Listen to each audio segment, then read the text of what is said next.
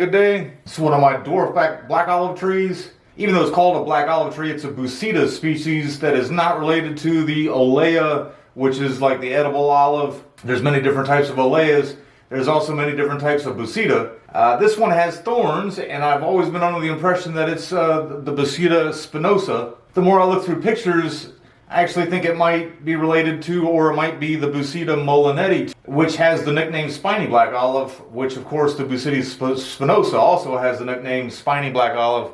I got it in, I think, I was either March of 2020 or in hindsight, I really should have just left it in that bucket for quite a while and let it thicken up some. But it is what it is now. I took it out. I put it in this here February of last year. I've had it resting on the ground. I did a quick video on it in September. Today I actually I was going to intend to repot it, but I actually think it's in pretty good shape. The roots really weren't too bad coming out of the bottom. The only other tree I've tried this little container in, these are just some things that I took home from school, but the only other tree I've tried doing this with was a ficus, and that obviously, escaped really quick and everything, so I thought that this would be the same way, but it's really not bad at all. There is about that much substrate in there, and it does appear to me as if it's kind of training itself out like that. So I'm going to leave it in here for at least, probably another season.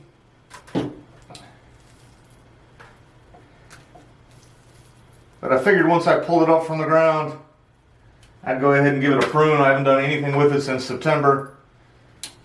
So I figured I'd give it a prune, get these weeds out of here.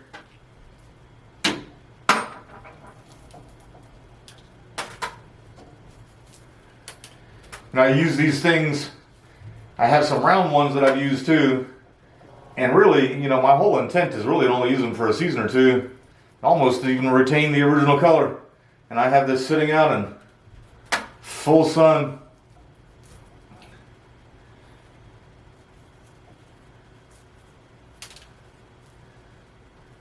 I was actually even under the impression that by now I might have had to have repotted just because the thing was falling apart.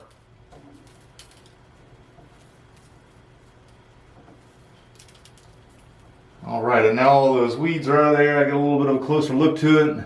This thing will get a pest.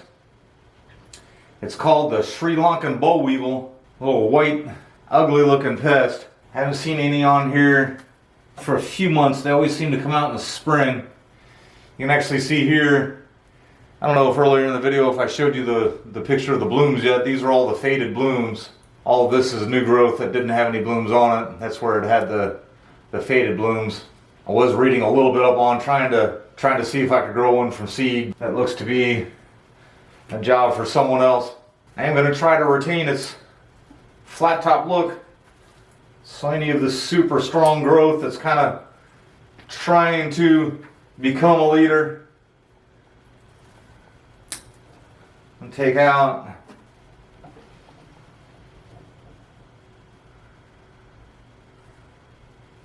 The whole thing there kind of shot off to the side a little bit too much.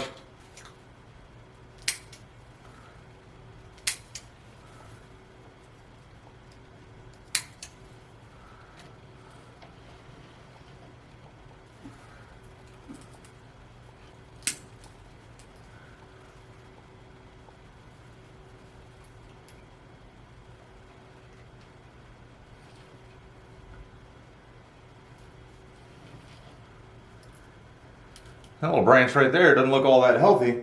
I don't know if that's because this part's been shading it out, or those boll weevils actually have their nests in the ground. If when the eggs first came out or when they hatched this spring, if it came out and attack that bottom part, I'm gonna keep an eye on that and just finish cutting it off. It's got a couple leaves coming out there. Would like to keep these pads a little more separate.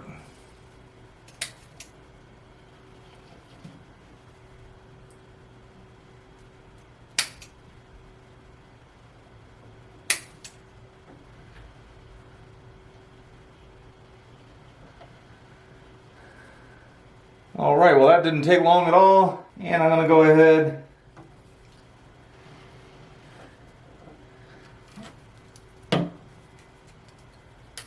and And prune these off down here too.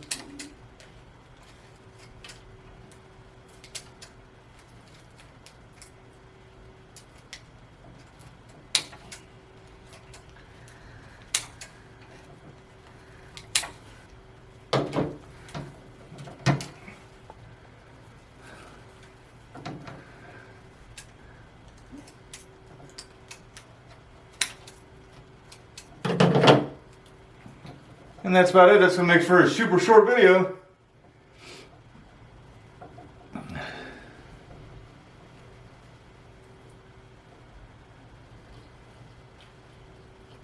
And you know, again, with hindsight, wish I would have let that trunk thicken up some more. But all in all, I like its little shape. I have a couple of size or looks of pots in mind. Probably going to get it in a pot that looks just about exactly like this, except for, you know, just not the cheap paper tray that I got here.